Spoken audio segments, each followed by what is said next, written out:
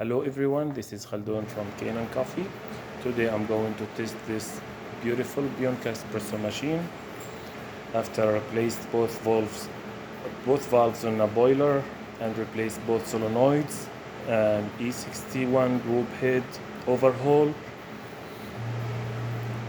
boiler safety valves, vacuum release valve, two-way solenoids, and tune up for the machine. Let's test it and make espresso shot.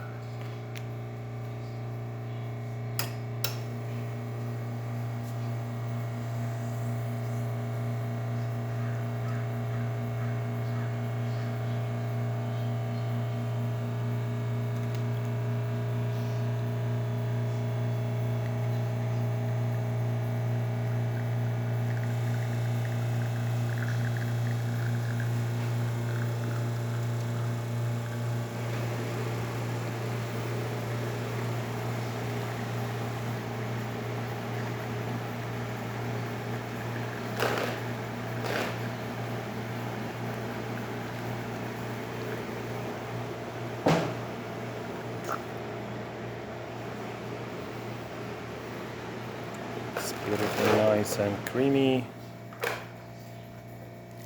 and tasty. Thank you for watching.